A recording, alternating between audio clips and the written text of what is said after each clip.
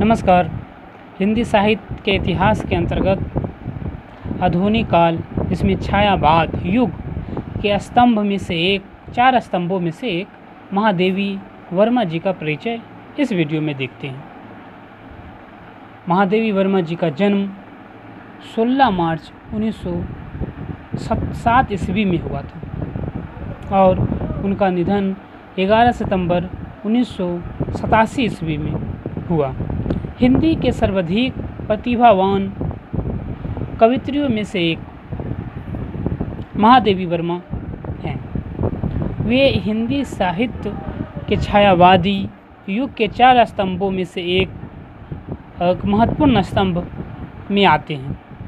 हिंदी के आधुनिक हिंदी के सबसे सशक्त कवयित्रियों में से एक उनका नाम लिया जाता है, जिसमें कवि निराला जी ने उन्हें हिंदी के विशाल मंदिर के सरस्वती भी कहा है। महादेवी वर्मा जी स्वतंत्रता से पहले का भारत भी देखा और उसके बाद भी वे उन कवियों में से एक हैं जिन्होंने व्यापक समाज में काम करते हुए भारत के भीतर विद्यमान होकर और भारत के भीतर विद्यमान हाहाकार रुदन को देखा, परखा और करुण होकर अंधकार को दूर करने वाली दृष्टि की कोशिश की। न केवल उनका काव्य बल्कि उनके समाज सुधारक के कार्य और महिलाओं के प्रति चेतना भावना की भी इस दृष्टि के प्रतिभा प्रभावित रहे। उन्होंने मन की पीड़ा को इतने स्नेह और श्रृंगार से सजाया है कि दीपशिखा में वह जन जन की पीड़ा के रूप में स्थापित हुई और उनके केवल पाठकों को ही नहीं, समीक्षकों को भी गहराई तक प्रभावित किया है। उन्होंने खड़ी बोली हिंदी की कविता में उस कोमल शब्दावली का विकास किया जो अभी तक केवल ब्रजभाषा में ही संभव मानी जाती थी। इसके लिए उन्होंने अपने समय के अनुकूल संस्कृत और बंगला के कोमल शब्दों को चुनकर हिंदी का जामा पहनाया। संगीत की जानकार होने के कारण उनके गीतों में नाद्र सौंदर्य और पैनी उक्तियाँ का व्यंजना शैली अनंत दुर्लभ है। उन्होंने अध्यापन से अपने कार्य जीवन की शुरुआत की और अंतिम समय तक वे प्रयोग महिला विद्यापीठ की प्रधानाचार्य बनी रही। उनके बाल विवाह हुआ, परंतु उन्होंने अविवाहित की भांति जीवन यापन किया।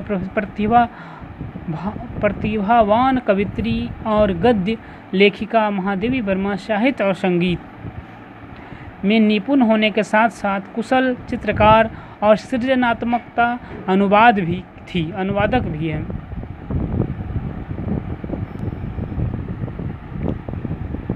उन्हें हिंदी साहित्य के सभी महत्वपूर्ण पुरस्कार प्राप्त करने का गौरव प्राप्त हुआ। भारत के साहित्य आकाश में महादेवी वर्मा का नाम ध्रुव तारे की भांति प्रकाशमान है। गत शताब्दी की सर्वाधिक लोकप्रिय महिला साहित्यकार के रूप में जीवन भर पूजनीय बनी रही।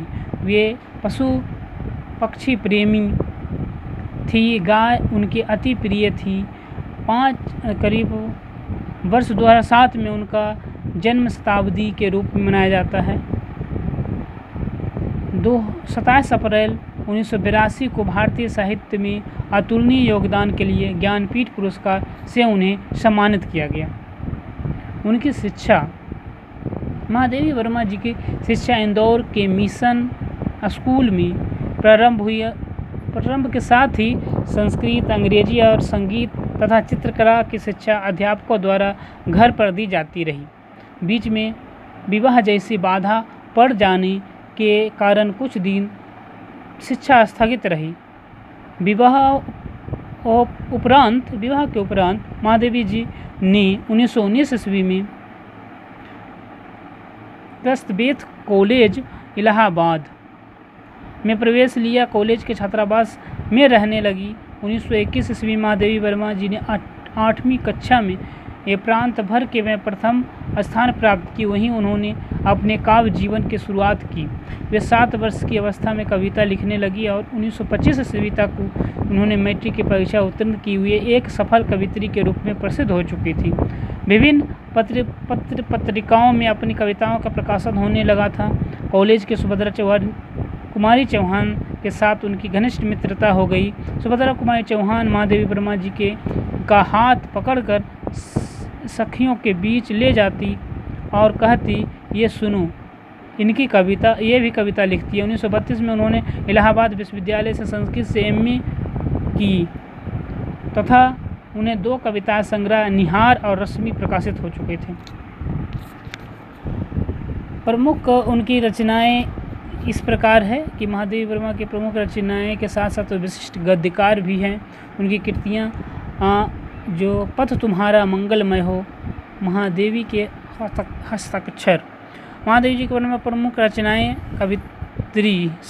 कविता संग्रह निहार 1930 में प्रकाशित हुआ, रश्मि 1932 ईस्वी में, निर्जा 1934 ईस्वी में, संध्या गीत 1936 ईस्वी में प्रकाशित हुआ, दीप शिखा 1942 ईस्वी में, सप्तपर्णा अनुवादित है 1949 ईस्वी में, प्रथम आयाम 1974 ईस्वी में, अग्नि रेखा 1970 ईस्वी में।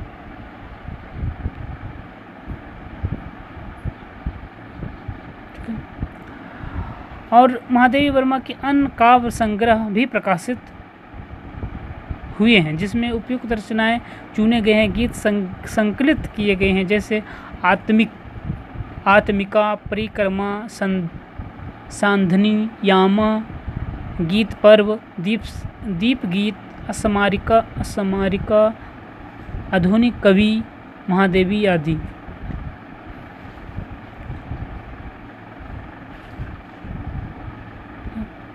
अब इनके महादेवी वर्मा की गद्य रचनाएं जैसे रेखाचित्र, अतीत के चलचित्र और स्मृति के रेखाएं, संस्मरण में पथ के साथी और मेरा परिवार, और संस्मरण में चुने हुए भाषणों का संकलन, संभाषण, निबंध में श्रृंखला की कड़ियाँ, विवेचनात्मक गद्य, साहित्यकार की आस्था और अन्य निबंध, संकल्पित ललित के निबंध, छरनदा, कहानियाँ में गिल्लू, संस्मरण, रेखाचित्र और निबंधों का संग्रह, हिमालय, अन्य निबंध, संकल्पित तथा विविध संकल्पनाओं में स्मारिका, स्मृति चित्र, संभाषण, संचयन, दृष्टिबोध उल्लेखनीय है। ये अपने समय के लोकप्रिय पत्रिका चांद तथा साहित्यकार मासिक का संपादन रही है। हिंदी प्रचार प्रसार के लिए उन्होंने प्रयोग में साहित्यकार संसद और रंगवाणी नाट्य संस्था की स्थापना की। महादेवी वर्मा जी के बाल साहित्य, बाल कविताएं के 2 संकलन छपे हैं, जैसे ठाकुर जी भोले हैं, आज खरीदेंगे हम ग्वाला, ये सभी उनके बाल साहित्य के अंतर्गत आता है।